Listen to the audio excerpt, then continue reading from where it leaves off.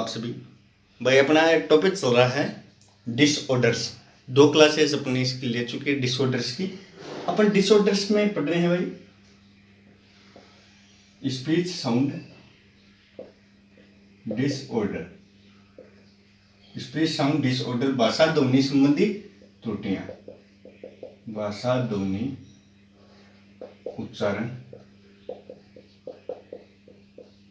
संबंधी त्रुटियां।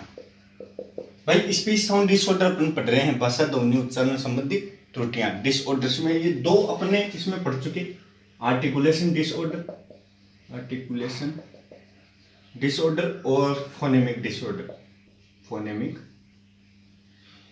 डिसऑर्डर। भाई आर्टिकुलेशन डिसऑर्डर और फोनेमिक डिसऑर्डर अपन पढ़ चुके। डिसऑर्डर्स पढ़ रहे हैं जिसमें भाषा ध्वनि उच्चारण संबंधित त्रुटियां अपन पढ़ रहे हैं।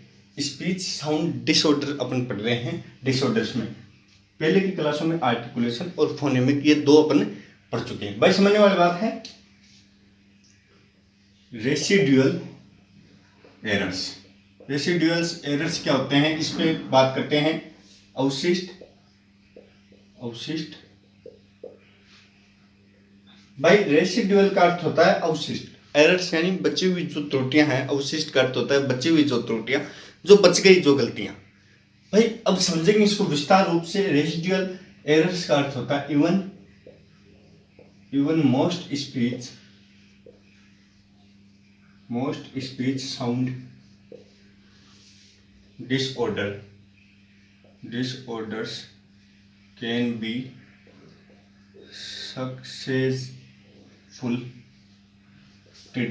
successfully treated in childhood.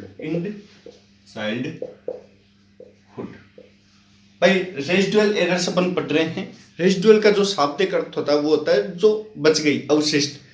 भाई जो बच गई वो त्रुटियां कैसे बच गई समझेंगे। Even most speech sound disorder can be successfully treated in childhood.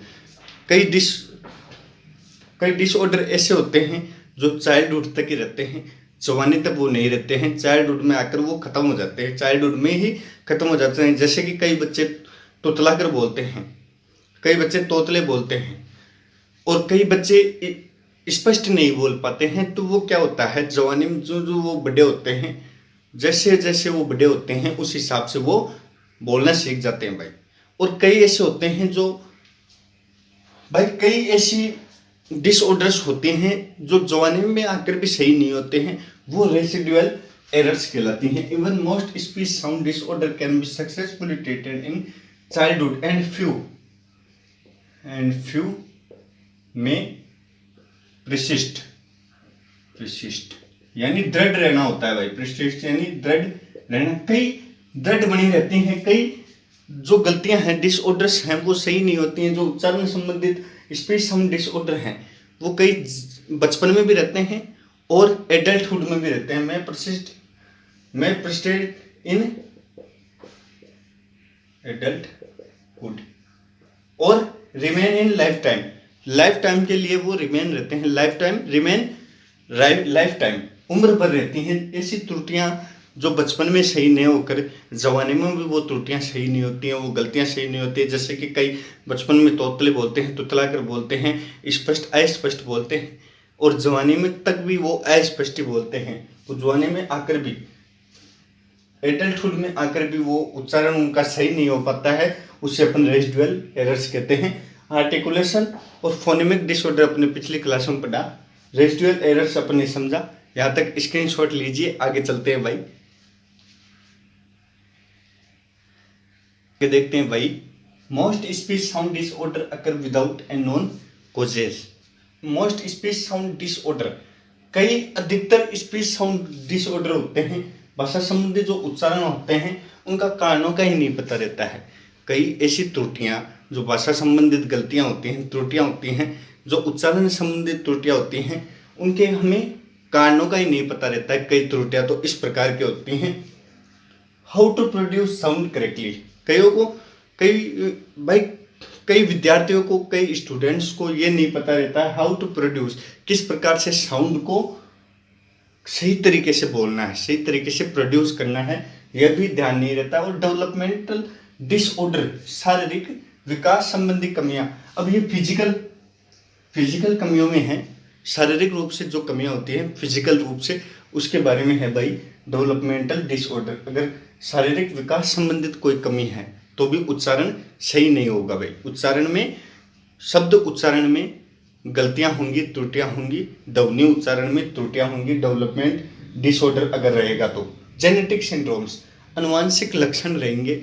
Genetic syndromes, अनुवांशिक लक्षण के कारण भी ये होता है, जो भाषाएं हैं हमारी, जो साउंड है वो सही नहीं हो पाता है भाई जेनेटिक सिंड्रोम से, अनुवांशिक लक्षण से। हियरिंग लॉस, सुनने में कमी, हियरिंग लॉस भी मुख्य कारण है, सुनने में कमी का भी होना एक मुख्य कारण है। कैसे है भाई, अगर हमें सही तरीके से नहीं सुनाई देगा तो हम जवाब सही कैसे दे पाएंगे, हम सही उच्चारण सही बोल कैसे पाएंगे, और हमारे में वर्ड फॉर्मेशन नहीं होगी, शब्द बनना कम हो जाएंगे। जब सुनाई नहीं देंगे तो नए शब्द हमें विकसित, हमारे दिमाग में, मस्तिष्क में विकसित नहीं हो पाएंगे, तो वर्ड्स फॉर्मिंग हमारी बंद हो जाएगी, वर्ड्स फॉर्मिंग बंद हो जाएगी, फॉर्मिंग यानी वर्ड्स बनना, शब्दों का बनना हमारी कम हो जाएगा, हियरिंग लॉस होगा तो। और हम अगर सही नहीं सुन पाएंगे तो सही बोल कैसे पाएंगे। और क्लेफ्ट प्लेट और अदर फिजिकल एनोमलीज, तालू में दरार होना या मुंह में शारीरिक असमानताएं होना, भाई ये अपन ने पढ़ा था पहले भाई, जैसे मुंह में असमानता होना, तालू में कंठ द्वार में, इस प्रकार से जीभ में, ये अपने पिछली क्लासों में पढ़ा है। तो क्लेफ्ट प्लेट और अदर फिजिकल एनोमलीज, तालू में दरार होना या मुंह में शारीरिक असमानता होने का भी ये कारण है कि हमारे साउंड प्रोड्यूस सही तरीके से नहीं हो पाता है, हम उच्चारण सही तरीके से नहीं कर पाते हैं। स्पीच साउंड डिसऑर्डर अपना यहाँ पे कंप्लीट होता है। अपन ने आर्टिकुलेशन डिसऑर्डर पढ़ा और फोनेमिक डिसऑर्डर पढ़ा।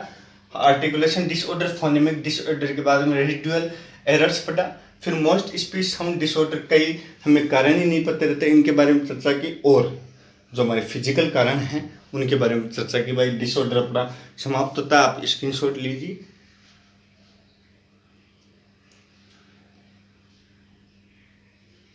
चैनल को सब्सक्राइब कीजिए भाइयों, शेयर कीजिए। जब तक के लिए जय हिंद, जय भारत।